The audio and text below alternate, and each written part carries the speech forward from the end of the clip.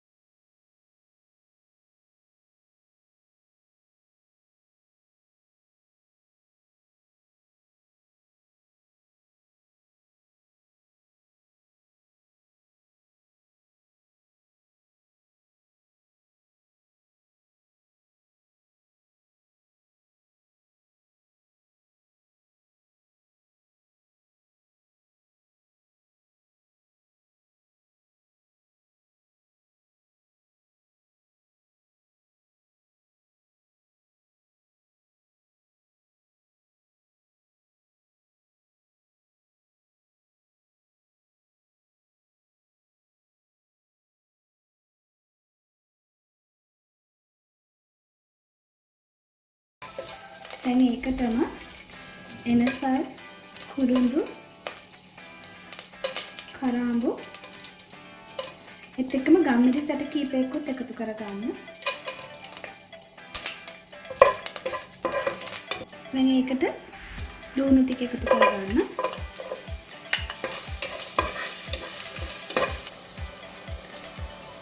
දැන් ලුණු ටිකේ අන්තම් බැදෙනකොට මම ඉඟුරු සුදු ලුණු පේස්ට් එකක් දාගන්නවා.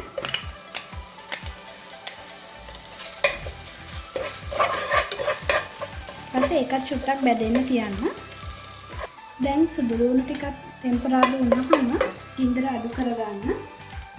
ඊට පස්සේ කොත්තමල්ලි කුඩු තේ හැඳ, කහ කුඩු තේ හැඳි කාලක් විතර, ගරම් මසාලා පවුඩර් තේ හැඳි භාගයක්, මස්කරි පවුඩර් තේ හැඳි භාගයක්, මිරිස් කුඩු තේ හැඳ.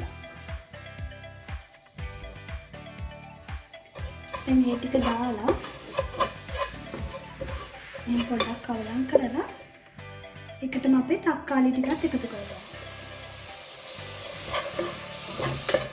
ඊපස් මම ලුණුත් පොඩ්ඩක් එකතු කරනවා.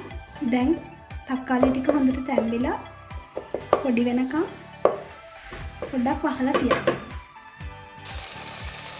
දැන් මෙන්න මේ ගානට තක්කාලි ටික හොඳට බෙරි වුණාම මම මේකට අමු මිරිස් ටිකක් දාගන්නවා.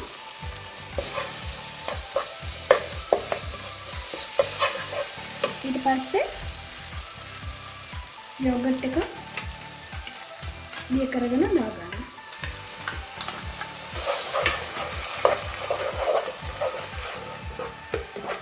දැන් චිකන් ටිකයි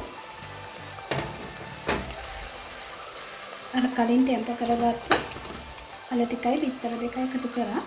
දැන් මම අද මේ පෝෂන් එක හදන්නේ දෙන්නෙක්ට නිසා තමයි මම බිත්තර දෙකක් එකතු කරගත්තේ. ඔයගොල්ලන් ප්‍රමාණය වැඩි කරගන්නවා නම් ඒ ගානට බිත්තර ප්‍රමාණයත් වැඩි කරගන්න. දැන් මේකට අපි සෝදගත්ත හාල් ටිකත් එකතු කරගන්න. මම අර කපාගත්ත මිංචි කොළ ටිකෙන් භාගයක් විතර මේ වෙලාවේදී එකතු කරගන්නවා. ඊටු ටික මම ගානිෂ් එකට තියාගන්නවා.